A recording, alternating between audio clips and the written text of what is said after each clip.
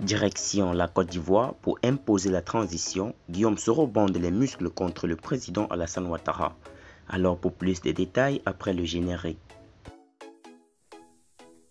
Avant de commencer, abonnez-vous à la chaîne et activez la cloche de notification car cela va vous permettre de ne plus manquer les prochaines vidéos.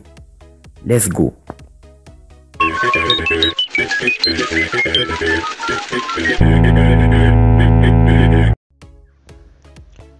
Dans une déclaration retransmise sur les réseaux sociaux, Guillaume Soro dénonce la répression brutale que vivent les leaders politiques membres du Conseil national de transition.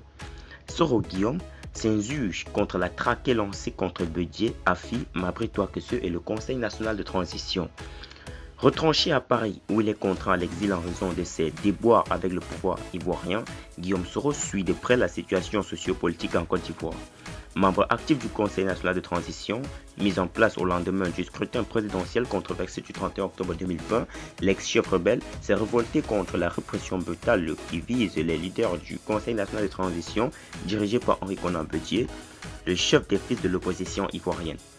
Déniant toute légitimité au président Alassane Ouattara, déclaré vainqueur de la dernière élection présidentielle par la commission électorale indépendante, Guillaume Soro s'inscrit dans une logique de continuité de l'œuvre entamée par le Conseil national de transition en contribuant à la mise en place effective des organes de la transition. Vu la traque contre les principaux dirigeants du Conseil national de transition, je décide en toute responsabilité de m'inscrire dans la continuité de l'œuvre entamée en contribuant à la mise en place effective des organes de la transition, affirme Guillaume Soro. Avec l'ensemble des forces vives de nation, nous conduirons la transition démocratique en vue d'élections libres, inclusives et transparentes dans les meilleurs délais, a-t-il déclaré. Guillaume Soro impute la responsabilité des violences électorales ayant causé des morts d'hommes et des blessés à Alassane Ouattara, dont la candidature est anticonstitutionnelle. Nous n'acceptons pas que la gloire d'un individu, notre pays, comptabilise aujourd'hui plus de 100 morts et plusieurs milliers de blessés en moins de 2 mois.